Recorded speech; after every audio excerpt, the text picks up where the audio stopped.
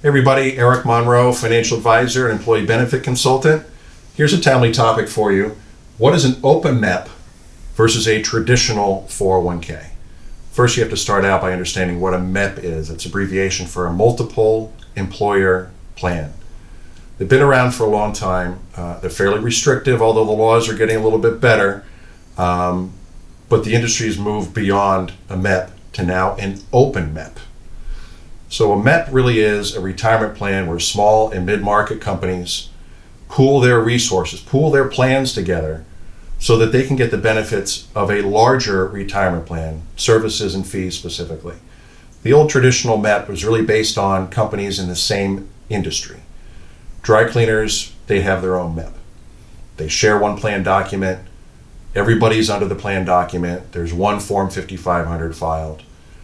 If you're a grocery store, you have your own Mep, and that Forms 5500 is filed for all of those companies. Fairly restrictive, maybe not the best option, but like I said, we've moved beyond that. Now the open Mep is really gaining a lot of popularity.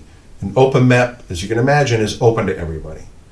It's one plan document, but you can specifically design your retirement plan exactly how you want it designed for your company. And it could be different from the next company. And your companies don't have to be affiliated in the same industry.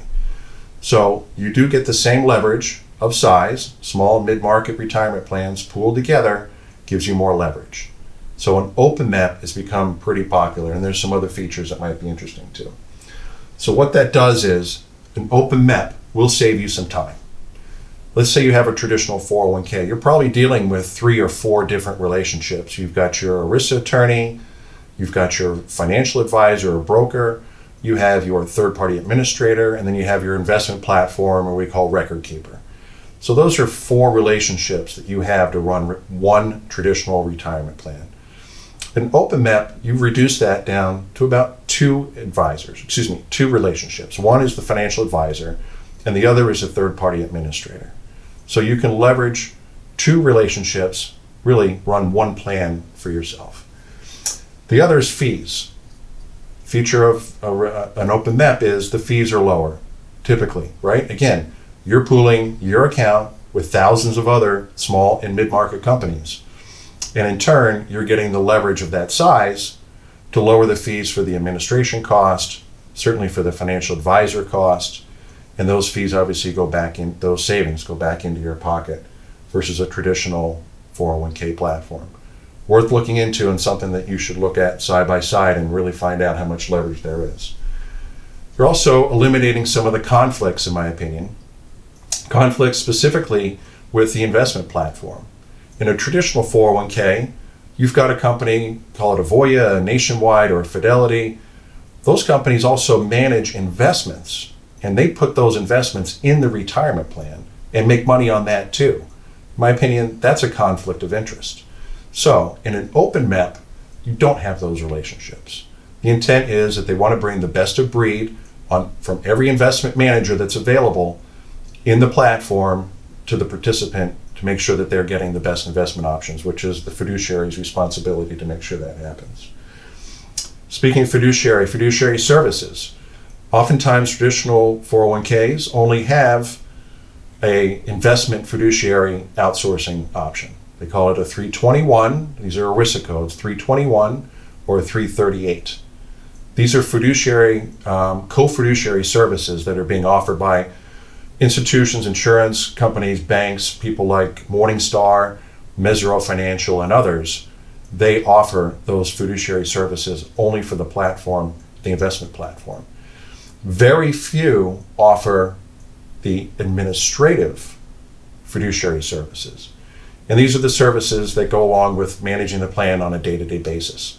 Maintaining records, handing out and distributing notices, processing and participant forms, just the day-to-day management of your retirement plan in an open Mep can be outsourced along with the investment fiduciary. So as a named fiduciary or a trustee on the plan, pretty much almost all of your fiduciary responsibility is outsourced to other professionals. Ultimately, the buck will stop with you. You are required to review and manage those fiduciaries, but I would say 98% of your responsibility is outsourced. It frees up a lot of time for you to run your business. If you're a plan with over 100 participants, that plan has to go through an annual audit. That audit can be pretty expensive. It could be $10,000, $12,000, $15,000. Again, with an open MEP, because you're pooling yourself, your plan, with thousands of others that are also under audit, you can actually reduce those costs $4,000 to $5,000 a year. So instead of paying 15, you might only be paying 5. Tremendous cost savings there, something certainly to look into. Administrative costs we touched on. Again, for you to run your plan, it depends on, in the TPA, third-party administrative world, our fees are based on how many participants in the plan, what is the plan design, the assets in the plan, the amount of testing that needs to be done. Again, all those fees, all the testing, the administrative work, can be pooled with thousands of other plans, and you are definitely going to get a break on the administrative costs.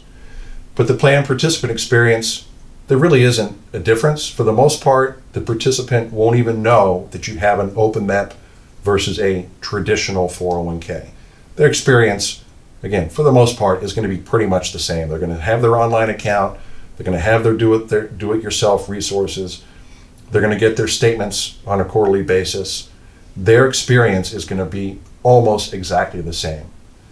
So, why would you go to an open MEP or not go to an open MEP? If you want control, you like control, then stay with your traditional 401k. There's nothing wrong with that.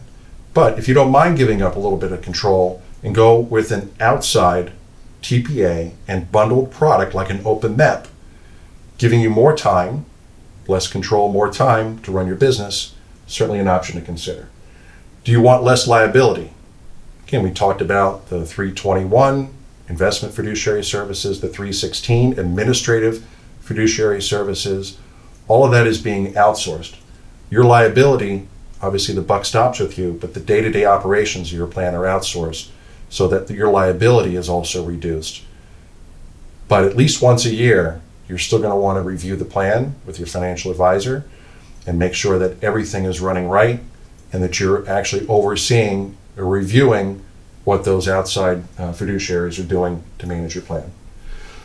If you like managing or you have good, solid relationships with all of the people that help you with your retirement plan, the risk attorney, the financial advisor, your third-party administrator, the record keeper, investment platform, if you simply like those relationships and you're not looking to disturb them, that's fine. But if you do an open MEP, some of those relationships could possibly change. So that's a consideration as well. Are you comfortable transferring those fiduciary relationships to a third party? If you are, and most people honestly don't mind giving up a little bit of fiduciary liability, if you don't mind doing that, then an open MEP might be something really to seriously consider.